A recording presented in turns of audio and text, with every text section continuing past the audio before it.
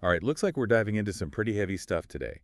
Phenomenology, epistemology, and of course the big kahuna, Kant himself. Oh, yeah, you could say Kant's influence on phenomenology is pretty significant. He really laid the groundwork for so much of what phenomenologists would later explore. Absolutely, and you've sent over quite the collection of readings, mainly from Kant and Phenomenology by Tom Rockmore. So I'm sensing you want to untangle how phenomenology tackles this whole problem of knowledge, especially in light of Kant's ideas, right? Exactly. And to really get that, we have to kind of trace the lineage of this problem of knowledge, go way back to its philosophical roots. Okay, so let's rewind the philosophical clock. Mm-hmm. Where does this quest to understand what we can truly know about reality begin? I mean, who are the first folks to really grapple with this? Well, the ancient Greeks, they were already wrestling with these questions. Thinkers like Plato, for example, were super concerned with this distinction between the real world and the world of appearances.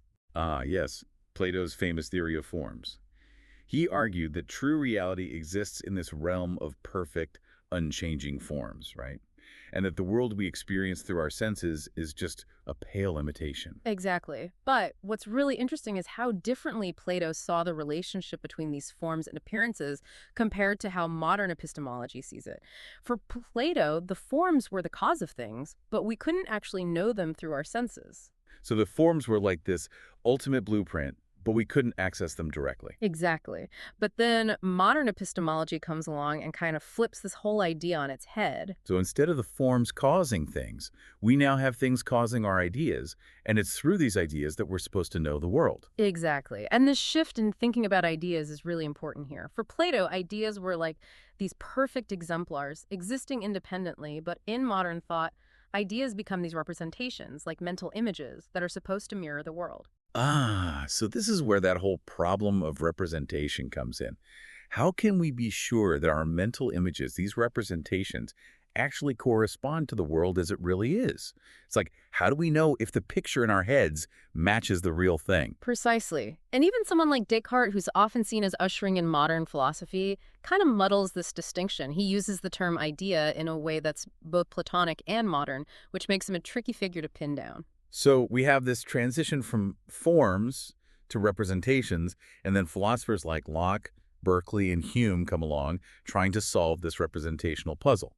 They're all working within this framework that things in the world cause our ideas, which then represent the world back to us. Exactly. But this whole setup raises all sorts of new questions, like how accurate are these representations? Can we ever be certain they truly match reality? It's like trying to figure out if a portrait really captures the essence of the person it's depicting. And what's really striking is that analytic philosophy, which basically grew out of this empiricist tradition, has largely moved away from its empiricist foundations. It's almost as if the very attempt to ground knowledge in sensory experience led to all these questions that kind of undermine that foundation. It's a fascinating development, for sure. But to really understand the path that leads to phenomenology, I think we need to turn our attention to Kant. He's kind of the bridge between this classical world and the phenomenological landscape that emerges later. Okay, let's talk Kant. Why is his approach to knowledge so pivotal? What sets him apart from all the folks who came before? Well, Kant is so fascinating because he's got this duality going on. On the one hand, he initially presents this pretty standard causal model of knowledge, where things in the world cause representations in our minds. But then he throws a wrench into the whole system by introducing this distinction between noumena and phenomena. Right, the famous noumena phenomena. Noumena being the things in themselves, reality as it actually is, and phenomena being the world as we experience it, filtered through our senses and minds. Exactly. And this distinction creates a huge problem for that whole representational model. If the noumena, the ultimate reality, are like by definition beyond our experience, then how can we ever claim to represent them? It's like trying to draw a picture of something you've never seen and can't even imagine. So it sounds like Kant's own model is running into some serious roadblocks here. It is, and this creates a bunch of challenges for later theories of reference, perception, and all sorts of things. But here's where Kant gets really interesting. He offers a second model, one that leans toward constructivism. Okay, now I'm intrigued. What's this constructivist model all about? Well, in constructivism, the subject, the knower, plays a much more active role. Instead of just passively receiving representations, the subject actually constructs the object of knowledge. It's like the mind is shaping and molding the world as we know it. So instead of a mirror reflecting reality, it's more like a sculptor shaping it. Exactly. And Kant's thinking here is heavily influenced by the Copernican revolution. Just as Copernicus reversed the geocentric view of the universe, Kant argues that we need to rethink the traditional view of knowledge. Instead of the mind conforming to objects, objects conform to the mind. Wow, that's a pretty radical shift in perspective. So we go from this passive mind just receiving information to an active mind creating its own understanding of reality. This is mind-blowing stuff. It is, and this move toward constructivism is like a crucial stepping stone for phenomenology. It paves the way for thinkers like Hegel, Husserl, and Heidegger to explore the world in a whole new way. And speaking of Hegel, he saw Kant's work as unfinished, right? Kind of like a foundation to build upon. Exactly. Hegel famously said that Kant's philosophy was like a gray in gray painting, lacking the vibrant colors of life. He saw it as a necessary but incomplete step in the evolution of philosophical thought. So how did Hegel take this Kantian foundation and run with it? What were his big contributions? Well, Hegel made three key contributions. First, he brought this historical perspective to the whole problem of knowledge. He argued that how we understand knowledge is totally intertwined with the history of ideas that came before us. It's like every philosopher is standing on the shoulders of giants, building on the insights and mistakes of all those who came before. So we can't just analyze knowledge in a vacuum. We need to understand its historical evolution, the whole conversation of ideas that's been happening for centuries. Precisely. Second, Hegel really emphasizes the power of this phenomenological approach. He saw it as the key to understanding this world that's been shaped by the mind, this constructed world. So instead of trying to peek behind appearances to find some ultimate reality, we should focus on understanding the appearances themselves, like recognizing that they're not just illusions, but these meaningful expressions of how we engage with the world. Exactly. And third, Hegel links phenomenology to history. He argued that our understanding of the world is always changing and evolving through historical processes. He saw phenomenology as a way to trace that evolution, to understand how our knowledge has developed over time. So Hegel brings together history, the mind, and experience in this really powerful way. And he kind of refines the whole concept of appearance, right? He does. Hegel challenges that traditional view that appearances are simply false or misleading. He argues that appearances are actually a stage on the way to truth. They're like a crucial part of the whole process of understanding. That's a fascinating shift in thinking. Appearance is no longer the enemy of truth, but a stepping stone toward it. Exactly. And this shift, this reframing of appearance, is going to have a huge impact on 20th century phenomenology. It lays the groundwork for thinkers like Husserl, Heidegger, and Merleau-Ponty to develop their own unique takes on how we experience and understand the world. That's conversation for our next segment. So the 20th century, it was like this explosion of phenomenological thought. You've got Husserl, Heidegger, and Merleau-Ponty all kind of branching out in these fascinating, sometimes totally different directions. Really shows how rich and complex this whole approach is, you know? Yeah, and I think we have to start with Husserl, right? He's often considered the father of modern phenomenology, like where it all begins. Absolutely. Husserl's work was groundbreaking, but it's important to remember that many later thinkers, especially folks like Heidegger and Merleau-Ponty, they took phenomenology in directions that were pretty far from what Husserl initially had in mind. So it's more like he kicked off the movement, but not everyone followed the same path. Exactly. Husserl was really focused on establishing this rigorous scientific foundation for philosophy. He wanted to move away from all that abstract speculation and ground philosophy in the direct experience of consciousness. And this is where his idea of the phenomenological reduction comes in, right? That whole idea of bracketing out all our assumptions about the external world and just focusing on the phenomena of consciousness itself. Exactly. He believed that by carefully examining the structures of consciousness, we could uncover the essential features of how we experience and understand the world. It's like peeling away all those layers of assumptions and biases to get to the core of experience. So for Husserl, the starting point for understanding knowledge is not the external world, but the internal world of our own conscious experience. Right. And this emphasis on consciousness was a big shift from traditional philosophy, which was often more concerned with the nature of reality or the relationship between mind and matter. Husserl puts the focus on the subjective experience of the world. So it's like he's saying, before we can even talk about what's out there, we got to figure out how our minds are making sense of it all. Precisely. And while his work had a huge impact, like we said, Not everyone totally agreed with him. Take Heidegger, for example. He took phenomenology in a completely different direction. Okay, let's talk Heidegger. His work is known for being notoriously dense and challenging. Hmm. What makes his take on phenomenology so unique? Well, Heidegger kind of shifts the focus away from consciousness and towards being. Instead of asking, how does consciousness work? He's asking, what does it mean to be?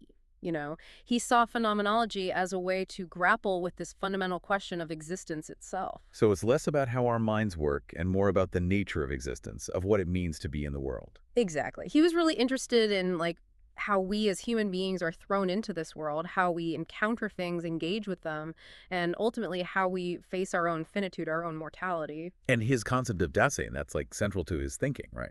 Absolutely. Dasein, which is often translated as being there, refers to our unique way of being in the world. We're not just objects. We're beings who are aware of our own being, who ask questions about meaning and purpose.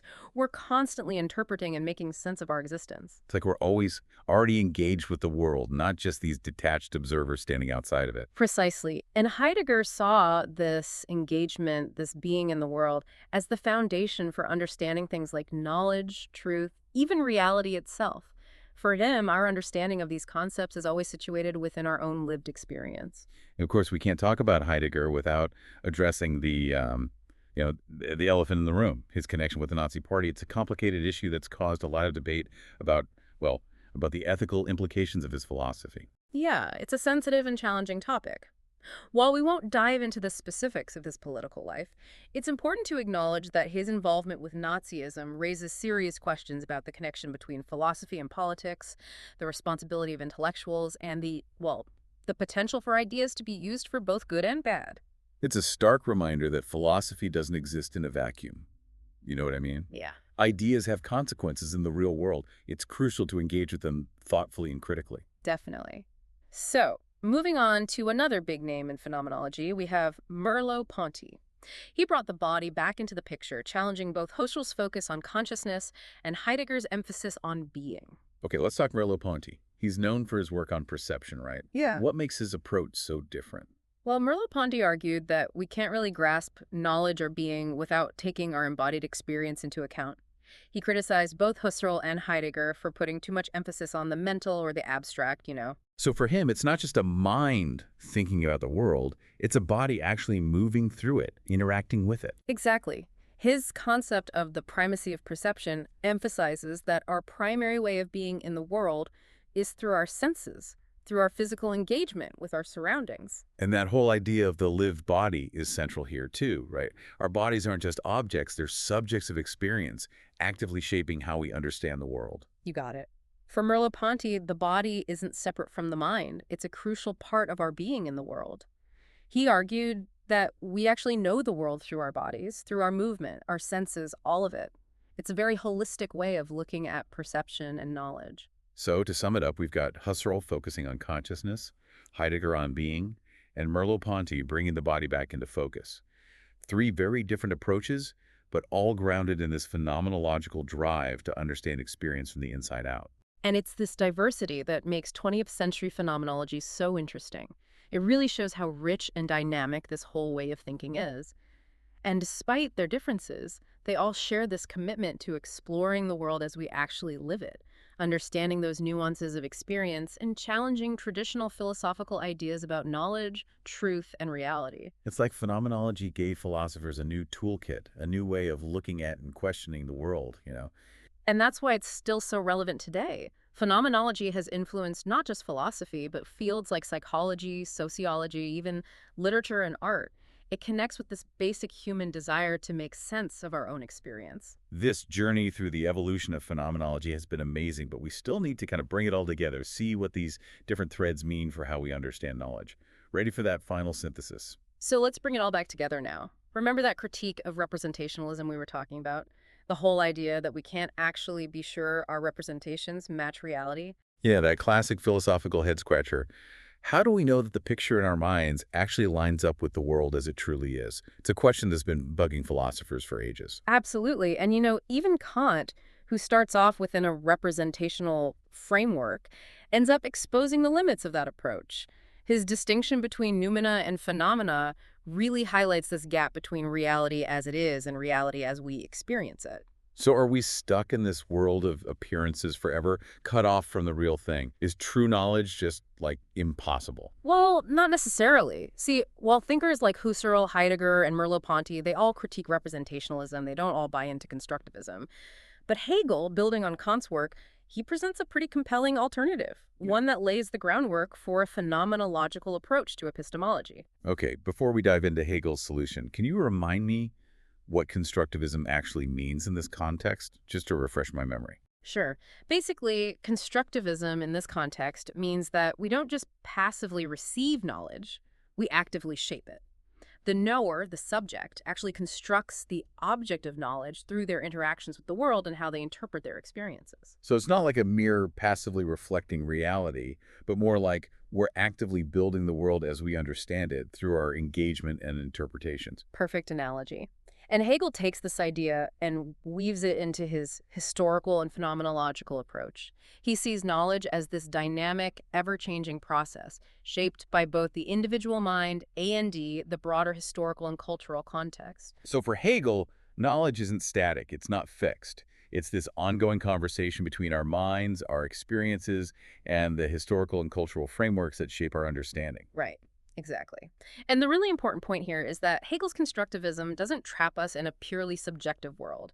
It actually opens up a new way of thinking about objectivity and truth. Okay, I'm all ears. How does a constructivist view lead to objectivity? That seems kind of counterintuitive. Well, the key is recognizing the role of intersubjectivity. It's about the shared understanding that emerges through dialogue, debate, and the constant interaction of different perspectives within a community. Got it. So it's not just individuals building their own little private realities. It's a community of minds engaging with each other and the world, testing and refining their understanding through dialogue and shared experience. Precisely.